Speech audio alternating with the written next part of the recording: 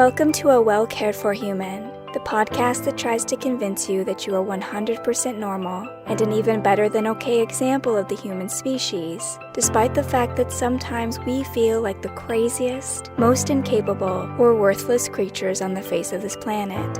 I'm Kory, an author, a creative, and the host of the show. Whatever you're bringing to the table today, I hope this episode proves to be a dose of inspiration for you on your quest to become a well-cared-for human. You can find the episode show notes, your free wellness blueprint, and more at awellcaredforhuman.com. And as always, thank you for listening.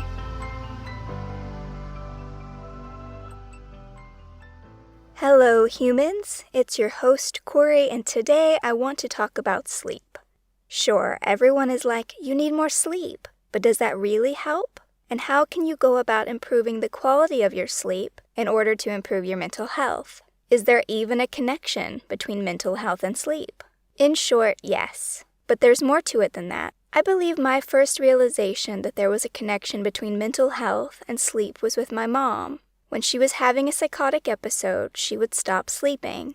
I distinctly remember this night, not long after she'd gotten us thrown out of where we were living. I was probably 16 or so at the time, and it was just a terror living with her, because she was having a breakdown and would be up all night, and I would still have to get up and get myself to school every morning. And there was this, I don't even know what to call it, decoration? Wall memorabilia? Who knows? But it was a fish. A fake fish, mind you, stuck to a plaque like you would see if a fisherman had mounted his catch, and when it detected movement, it would lift its head and sing, "Don't worry, be happy." I'm not going to sing this for you. Neither of us would enjoy that. But I'm sure you've heard this reggae-esque tune at some point in your life. And I looked it up, and it's by Bobby McFerrin, and it is in fact called "Don't Worry, Be Happy." And no offense to Mr. Bobby, but for the longest time, I just could not hear this song without having horrible flashbacks to the night my mom was stomping on the floor of our trailer, making the whole trailer shake because she was trying to make this fish pop up and sing. Another night, she woke me up at 2 a.m. when she threw a cat on me. It was a cat that she had found outside, and she was like, "Wake up, we have to take it to the vet. Something's wrong with it." And it's true that its ears were eaten by flies, but I don't know if you've ever seen this, but some animals that are left outside, especially in warmer climates, they get their ears chewed on by flies, and so that's what was going on. And I was trying to explain to her that no veterinarian was open in the middle of the night, and while it was sad that its ears were nibbled on, there was nothing really that we could do about it. It wasn't like she had the money to take this cat to the veterinarian anyway. She could barely pay her own rent. In fact, I was giving her money from my Burger King checks each week, so I knew for a fact that this was not possible. Move forward to me trying to work and go to school, but also sort of have a life, and I didn't prioritize sleep as an adult either. By the time I got old enough to care about sleep, cell phones were on the scene, and then there was a problem of trying to sleep when the internet and all of its devilish delights was at my fingertips all of the time. And I could lay in bed, with the internet, be snuggled up under my blankets, and look up the answer to every little question that popped up into my head. I've been a pretty bad sleeper most of my life, now that I think about it. Going to bed at all hours, and just doing things in general that interrupted my sleep, was not helping me. For example, I would eat a lot of sugar at night, which made me pretty restless. Or even if I just had a big meal after work, because it was sometimes pretty late at night before I could finally eat. Then I would be tossing all night from having crazy dreams and waking up over and over again. And if I didn't have time to exercise, I would be contending with the general lethargy that led me to nap during the day and then be too awake at night. And this lack of energy created other issues in my self-care routine.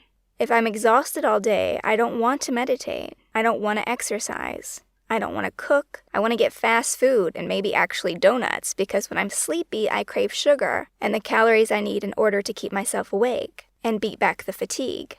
So when I'm being serious about taking care of myself, I have to prioritize sleep.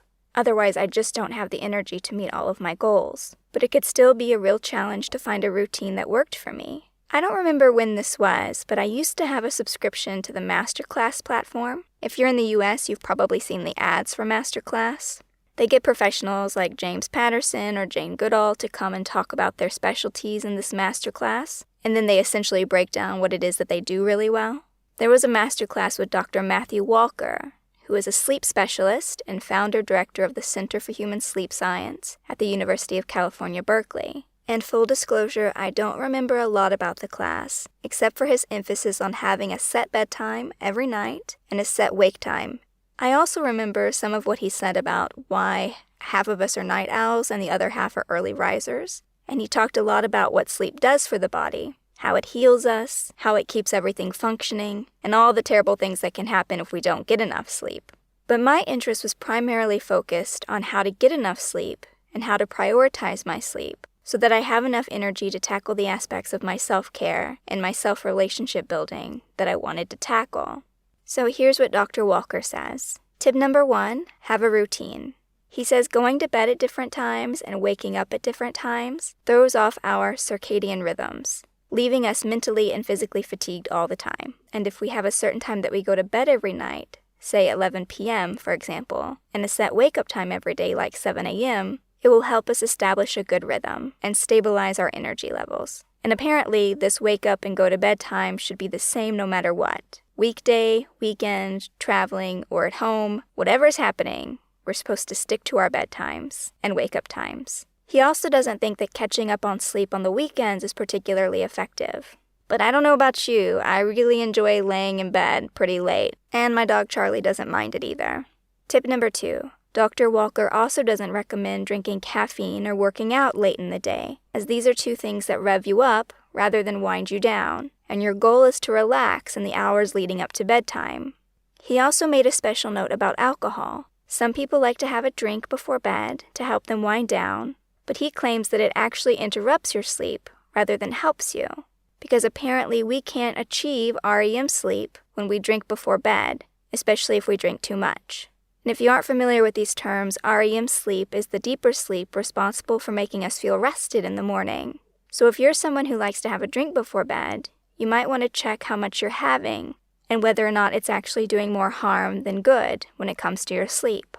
Other things you can do to help you go to sleep is to keep your bedroom cool and dark. You could also take a shower or a hot bath before bed, because both are great for relaxing. You might think that the heat would warm you up rather than cool you down and be disruptive to the idea of sleeping in the cold climate, but it turns out that hot water actually drops your body temperature. And so therefore taking a shower or a hot bath before bed helps you get ready for sleep. Tip number 3 was to have a wind-down routine. An hour or 30 minutes before you go to bed, you can start a wind-down routine that will trigger your mind and remind you that it's time to go to sleep. So for example, for me, I like to do 20 to 30 minutes of yoga, then brush my teeth, and then do my skincare, maybe take a shower, and then I'm in bed. That's my wind-down routine. And it starts about an hour and a half before I want to go to sleep. I also try to limit my exposure to blue light before bed. Blue light, which you've probably heard of since it's been such a hot topic in the past year or so, is the light emitted by electronics. That could be our phones, our tablets, our computers, our e-readers. So I wear blue light glasses that I got from Amazon for like $10 from the time the sun goes down until I go to bed, assuming that I remember to put them on. Sometimes I do forget. But I also wear them during the day sometimes because I do a lot of computer work, and I find that it cuts down on eye fatigue if I wear them while working on my computer. I also try not to take my phone to bed most nights, because I just don't go to sleep as quickly if I can get on the internet and look stuff up or read webtoons. The only problem I run into here is that sometimes I like to listen to ASMR if I'm having trouble falling asleep, and I need my phone and earbuds to do that. So if it's a night when I feel like I won't be able to fall asleep unless I ASMR myself, then I do take my phone to bed with me. But I just try to be extra diligent and mindful of the time I spend on my phone. And I do feel like a bit of a hypocrite when I talk about this stuff, because for me, there's still a lot of stuff I could do in the sleep department. For example, I shouldn't be sleeping with my dog Charlie. He gets up a lot in the night, and every time he wakes up, I wake up, so he's kind of disruptive. It's not as bad as it was with the 2 pugs I had before Charlie. Josephine was epileptic, and she would have random seizures in the night, and I got so used to getting up and tending to her, so I could drop to the floor and get her into position before I was even fully awake. And then before Josephine, there was Napoleon, who snored horribly, like the loudest snores I've ever heard in my life. So comparatively, I have seen some improvement in the sleeping with the dog department, but I've already told Kim that for the next dog, there will be no sleeping in the bed. Of course, I say that now, but we'll see what happens in the future. I'm also not great about going to bed and getting up at the same time. This is what happens when you work for yourself and you've got no clock-in time for a job and also no one to tell you to stop working and go home. So this is definitely an area where I could personally apply a bit more balance.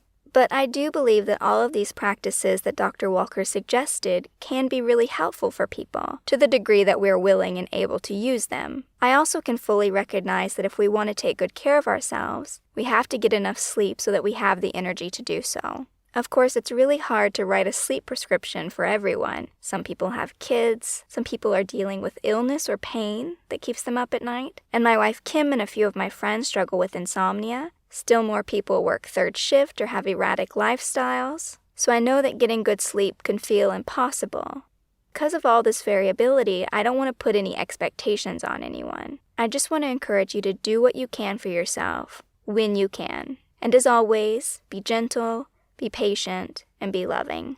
And last, before I wrap up this episode on sleep, I just want to say that sleep and rest are not the same thing. And rest is also really important. And I'll talk more about that in a future episode when I talk about having work-life balance, which is really a good place to talk about how rest impacts our productivity. So that's it for sleep and the essential tools. Congratulations, we've completed our tour of the Essentials Tools Toolbox. Good work. Next week, I want to talk about blockages and what are some things that might be holding you back from starting your self-care adventure. This episode of A Well-Cared-For Human was written and produced by me, Kory Marie. The music was by Late Night Feeler and Esther Abrami. If you like what I'm doing here, please consider visiting my Patreon. For as little as $1 a month, you get early ad-free access to the episodes, as well as a monthly patrons-only Q&A, bonus videos, and more. Not to mention that your Patreon support lets me know that you find value in the show and want it to continue. You can find me on Patreon by visiting www.patreon.com/Kory Marie. If you can't support the show financially, that is okay. You can still subscribe to the show, leave a review of the show, and recommend the show to your friends, not just the neurotic ones. All of this helps so much. And as always, thank you for listening.